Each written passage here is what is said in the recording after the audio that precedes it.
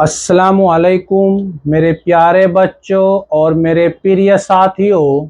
आज हम लोग पढ़ेंगे फ्यूचर परफेक्ट कॉन्टिन्यूअस टेंस के बारे में। इससे पिछले क्लास में हम लोग पढ़े थे फ्यूचर परफेक्ट टेंस के बारे में। तो हम लोग जानेंगे फ्यूचर परफेक्ट कॉन्टिन्यूअस टेंस की पहचान क्या है। फ्यूचर परफेक्ट कॉन्टिन्यूअस टेंस की पहचान वाक्य के आखिर में ता रहा होगा, ती रही होगी, ते रहे होंगे और साथ ही साथ समय को बतलाता हो उसे फ्यूचर परफेक्ट कॉन्टिन्यूअस टेंस कहते हैं। क्या होता है? ता रहा होगा, ती रही होगी, ते रहे होंगे आदि शब्द आता हो, कहाँ पे? आखिर में आता हो, तो उसे हम लोग क्या कहेंगे? फ्यूचर परफेक्ट कॉन्टिन्यूअस टेंस कहेंगे। तो कुछ पॉइंट लिखा हुआ है। फ्यूचर परफेक्ट कॉन्टिन्यूअस टेंस में हेल्पिंग वर्ब के रूप में विल शैल के साथ हैव बीन का प्रयोग किया जाता है। क्या कह रहा है? फ्यूचर परफेक्ट कॉन्टिन्यूअस टेंस में विल या शैल, हेल्पिंग वर्ब विल या शैल के साथ हैव बीन का प्रयोग किया जाता है।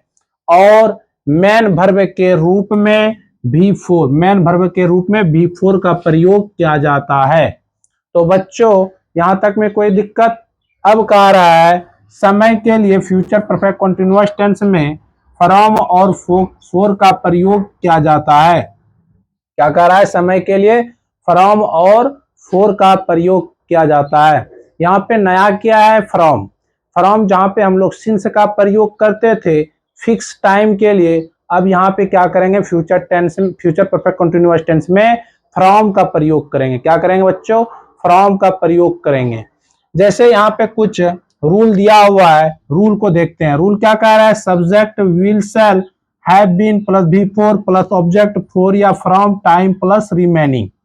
कह रहा है मैं शाम से हॉकी खेल रहा हूंगा, मैं शाम से हॉकी खेल रहा हूंगा। क्या बनेगा? I shall have been playing hockey from evening. देखो, शाम, दोपहर, रात, सुबह, ये सब क्या है? फिक्स है। तो इसलिए यहाँ पे क्या लगेगा बच्चों? फ्रॉम का प्रयोग करेंगे। इससे पहले हम लोग पास्ट परफेक्ट कॉन्टिन्यूअस टेंस में सिंस का और प्रेजेंट परफेक्ट कॉन्टिन्यूअस टेंस में सिंस का प्रयोग करते थे, लेकिन यहाँ पे फ्यूचर परफेक्ट कॉन्टिन्यूअस टेंस में हम लोग क्या करेंगे? फ्रॉम का प्रयोग करेंगे फिक्स टाइम के लिए। मैं खाता हुआ रहूंगा, मैं खाता हुआ रहूंगा, तो क्या हो जाएगा? आई शैल हैव बीन ईटिंग। ठीक है। तो अब है निगेटिव रूल। क्या है बच्चों? Negative rule. निगेटिव रूल क्या कहता है? निगेटिव का मतलब क्या होता है? निगेटिव का मतलब होता है नकारात्मक। निगेटिव सेंटेंस का मतलब होता है नकारात्मक वाक्य। क्या होता है? वाक्य। सब्जेक्ट आता है, विल शैल आता है, नॉट आता है, have been, before, object for या from plus time plus remaining.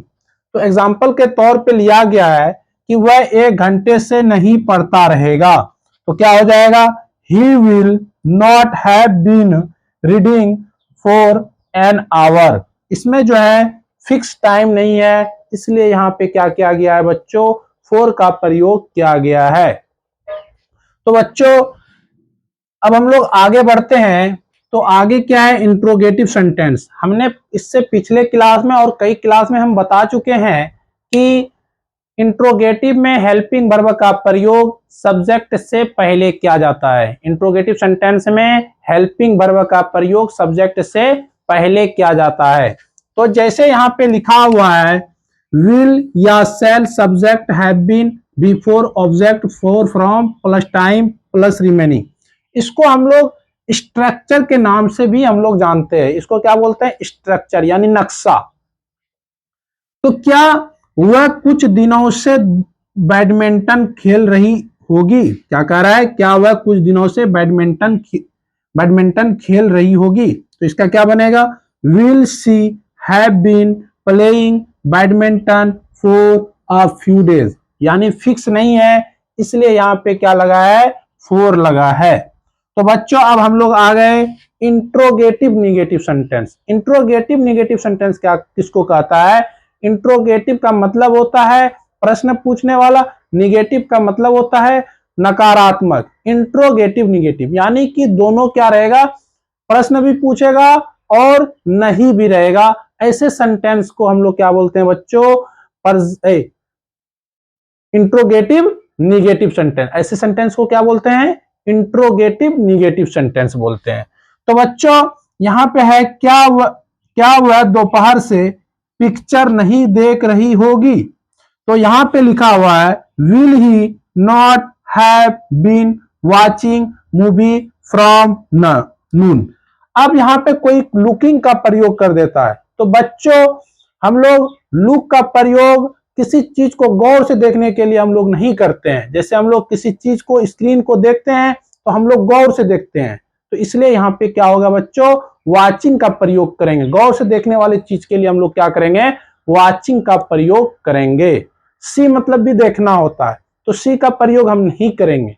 तो बच्चों आज हमने पढ़ा फ्यूचर परफेक्ट कंटीन्यूअस टेंस के बारे में। बच्चों आज मेरा टेंस यहाँ पर कंप्लीट हो गया। कल हम फ्यूचर टेंस का वॉइस बताएंगे। तो बच्चों आपको मेरा क्लास कैसा लगता है आपको कमेंट में बताना है। धन्यवाद।